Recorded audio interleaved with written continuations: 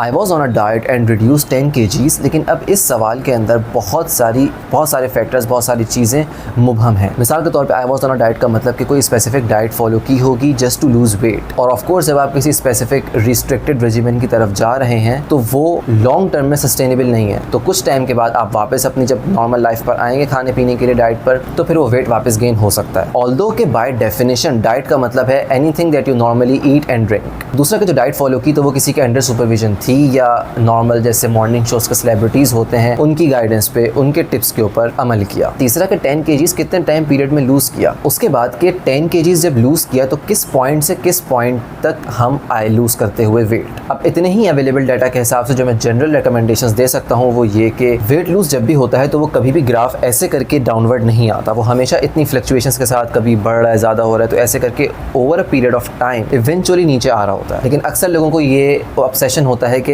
अचानक से वेट ऐसे करके नीचे आ जाए, रातों रात हम वो वेट खत्म कर लें जिसको गेन करने में हमें कई महीने और साल लगे थे। दूसरा ये कि हमेशा ट्रायल और एरर आता है कि जिसको आपको खुद असिस्ट करना है पर्सनली। कि मिसाल के तौर पे आपने कुछ रिकमेंडेशंस को फॉलो किया कि आप एक पर्टिकुलर पॉइंट से पॉइंट बी तक आ गए लेकिन पॉइंट बी से सी की तरफ नहीं जा पा रहे, तो आपको अब क्या मॉडिफिकेशंस आपको करनी होंगी पॉइंट बी से पॉइंट सी तक जाने के लिए। कि जरूरी नहीं कि जो रिकमेंडेशंस को फॉलो करके आप पॉइंट ए से बी की तरफ आए, बी से सी की तरफ भी आप उन्हीं रिकमेंडेशंस के थ्रू पहुंचेंगे। उसके अलावा ये होता है कि अक्सर हम पूछते हैं लोगों से कि आपका अपना डिजायर्ड गोल क्या है वेट अचीव करने के लिए, तो वो इतने ऑब्सेस्ड होते हैं कि कोई ऐसा नंबर बताते हैं कि वो अचीव तो हो जाएगा कि लेट से अगर वो 10 kg या 15 kg लूज करते हैं तो वो अपने एज के और हाइट वगैरह के हिसाब से हेल्दी वेट के ब्रैकेट में आ जाएंगे, लेकिन उन्हें obsession double triple amount weight lose करने का हुआ है। उसके अलावा ये कि बहुत सारे लोग सिर्फ और सिर्फ डाइट प्लान से ऑब्सेस्ड होते हैं कि हमें अगर एक डाइट प्लान मिल गया तो हम फौरन चुटकी बजाते ही अपना वेट लूज कर लेंगे, और सस्ते डाइट प्लान के एड्स डाइटिशियंस ही चला रहे होते हैं। 2-2 हज़ार 3-3 हज़ार रुपये में आप डाइट प्लान ले लें। अब इसमें होता यह है कि जब आप डाइट प्लान ले लेंगे